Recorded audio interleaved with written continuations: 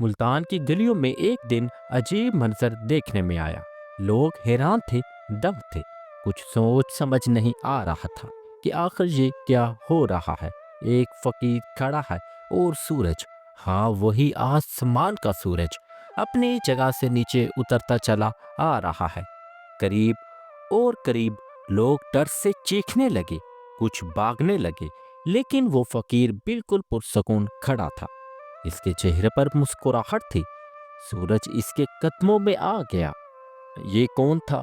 یہ وہ بزرگ تھا جو ایران کے سبزوار سے چل کر ملتان پہنچا، جس نے اپنی پوری زندگی اللہ کی راہ میں لگا دی، جس کا نام سن کر آج بھی ملتان کی دھرتی معطر ہو جاتی ہے۔ دوستو، اگر آپ کو ایسی حیرت انگیز اور دلچسپ کہانیاں پسند ہیں تو ابھی فوراً چینل کو سبسکرائب کریں، ویڈیو کو لائک کریں اور کمنٹ میں اپنی رائے ضرور شیئر کریں، اور دوستوں کے ساتھ یہ ویڈیو شیئر کریں تاکہ اور لوگ بھی اس عظیم ہستی کے بارے میں جان سکیں۔ 13ویں صدی عیسوی کا دور تھا۔ وسطی ایشیا اور جنوبی ایشیا میں اسلام تیزی سے پھیل رہا تھا۔ صوفیہ کرام مختلف علاقوں میں جا کر اللہ کا پیغام پہنچا رہے تھے۔ یہ وہ زمانہ تھا جب ایران سے نکل کر بہت سے بزرگ ہندوستان کی طرف آئے اور یہاں اسلام کی تبلیغ کی۔ ملتان اس وقت ایک روحانی مرکز رہا ہے۔ یہاں کئی عظیم بزرگوں نے قدم رکھا اور اپنی تعلیمات سے لوگوں کو منور کیا۔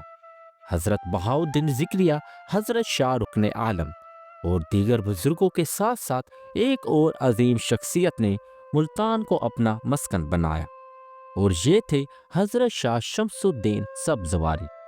آج میں آپ کو لے چلتا ہوں ایک ایسے سفر پر جہاں آپ جانیں گے کہ ایران کے سبزوار سے نکلنے والا یہ فقیر کیسے ملتان کا روحانی ستون بنا۔ حضرت شاہ شمس الدین سبزواری کا تعلق ایران کے شہر سبزوار سے تھا۔ سبزوار خراسان کا ایک قدیم شہر ہے جو علم اور تصوف کا مرکز رہا ہے۔ ان کے والد کا نام پیر صلاح الدین تھا، جو خود بھی ایک نیک اور صالح انسان تھے۔ خاندان میں دین اور تقوی کا ماحول تھا۔ بچپن ہی سے انہیں دینی تعلیم کا ماحول ملا اور روحانیت کی جانب رغبت پیدا ہوئی۔ سبزوار میں پیدا ہوئے اور وہیں ابتدائی تعلیم حاصل کی۔ بچپن ہی سے ان میں کچھ خاص باتیں تھیں جو دوسرے بچوں سے مختلف تھیں۔ کھیل کود میں دل نہیں لگتا تھا، بلکہ عبادت اور تلاوت میں وقت گزارتے۔ والدین نے دیکھا کہ یہ بچہ عام نہیں ہے، اس لیے تو انہوں نے بہترین تعلیم کا انتظام کیا۔ سبزوار میں اس وقت کے مشہور علماء سے علم حاصل کیا، قرآن، حدیث، فقہ اور دیگر اسلامی علوم میں مہارت حاصل کی، لیکن صرف ظاہری علم تک محدود نہیں رہی۔ روحانی تربیت کے لیے صوفیہ کرام کی صحبت اختیار کی، ذکر، مراقبہ اور ریاضت میں کافی وقت گزارا۔ اپنے وقت کے جیت علماء اور مشائخ سے استفادہ کیا، علم کے ساتھ ساتھ روحانی تربیت بھی حاصل کی۔ ان کے استاذہ نے دیکھا کہ یہ نوجوان بہت صلاحیت رکھتا ہے۔ جب تعلیم مکمل ہوئی تو استاذہ نے انہیں اجازت دی کہ اب وہ لوگوں کی رہنمائی کر سکتے ہیں۔ 13ویں صدی میں منگولوں کے حملے ہو رہے تھے۔ وسطی ایشیا میں بہت تباہی تھی۔ ایسے حالات میں بہت سے علماء اور صوفیہ نے محفوظ علاقوں کی طرف ہجرت کی۔ ہندوستان اس وقت ایک محفوظ جگہ تھی اور یہاں اسلام کی تبلیغ کی ضرورت بھی محسوس ہوتی تھی۔ بہت سے بزرگ اس مقصد کے لیے یہاں آئے۔ نوجوانی میں بہت سادہ اور متواضع تھے، دنیا کی چمک دمک سے دور رہتے، عبادت اور ذکر میں مصروف رہنا پسند کرتے، لوگوں کی خدمت کو اہمیت دیتے، غریبوں اور مسکینوں کے ساتھ نرم اور محبت سے پیش آتے۔ جب روحانی تربیت مکمل ہوئی تو انہیں محسوس ہوا کہ اب وقت آ گیا ہے کہ باہر نکل کر لوگوں تک اللہ کا پیغام پہنچایا جائے۔ انہیں خواب میں اشارہ ملا کہ مشرق کی طرف چلے جاؤ۔ اس اشارے پر انہوں نے سفر کا فیصلہ کیا۔ اس کا مکمل نام ہے چھوڑ کر مشرق کی طرف سفر۔ 1819 میں جب یہ بچہ پیدا ہوا تو گاؤں والوں نے کہا اپنا شہر گاؤں میں واقع ہی اللہ کا بندہ پیدا ہوا۔ والدین نے نام رکھا غلام نبی، بدخشان، گاؤں کی نسبت سے لقب بنا پنجاب کی طرف آئے۔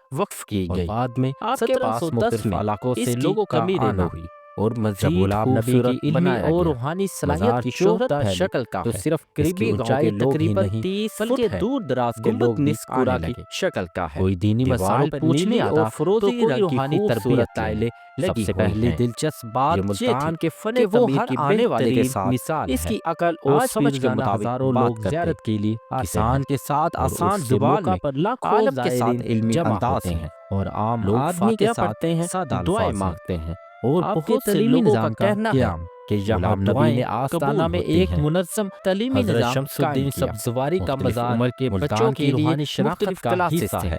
ابتدائی حضرت قرآن کی بہاؤالدین تعلیم ذکریہ سے لے اور کر شاہ رکن اعلیٰ عالم دینی کے مزارات علوم تک کے ساتھ سب کچھ یہ پڑھایا مزار جاتا۔ بھی ملتان بات کی انہیں روحانیت دوسرے کو نمایاں استاذہ سے کرتا ہے۔ الگ بناتی تھی ملتان وہ کو یہ شہر تھی اولیاء کہ وہ کہا صرف جاتا ہے کتابی باتیں اور ہی حضرت نہیں شمس سکھاتے، الدین اس وہ شہر کے عملی زندگی میں عظیم دین کو بزرگوں میں سے کیسے ایک اپنانا ہے یہ بھی حضرت شمس سکھایا الدین کرتے۔ کی تعلیمات کا آپ کا مرکزی سماجی نقطہ مسائل یہ کا تھا حل کہ اللہ کی اس محبت زمانے حاصل میں کرو، لوگوں کے پاس دنیا کئی قسم عارضی کے ہے، مسائل تھے، اصل زندگی کہیں آخرت زمین کا کی جھگڑا، زندگی ہے، کہیں کاروبار سچائی میں انسان، ایمانداری کہیں اور گھریلو لوگوں کی مسائل۔ خدمت پر غلام غلام نبی نبی نے نے ایک اصول بنایا دکھاوے سے کہ دور جو بھی رہنے آس اور پانے میں اخلاص آئے کے گا ساتھ اس عمل کی کرنے مشکل کی حل کرنے تلقین کی کرتے۔ کوشش کریں گے۔ آج جب لوگ وہ دنیا صرف کی دعا ہی چکا نہیں چوند کرتے میں کھوئے بلکہ ہوئے ہیں، عملی حضرت تجاویز بھی شمس دیتے الدین تھے۔ کی زندگی اگر ہمیں کسی کا یاد کاروبار دلاتی ہے خراب ہے کہ تو اصل اسے مقصد کیا بہتر ہے۔ طریقہ کار انہوں نے اپنا بتاتے۔ وطن اگر چھوڑا، کسی گھر میں سفر کی لڑائی ہے مشکلات تو برداشت دونوں کی، فریقین کو صرف مل اس کر لیے کہ مسئلہ اللہ حل کا کرنے پر پیغام لوگوں ترجیح تک دیتے۔ پہنچایا جائے۔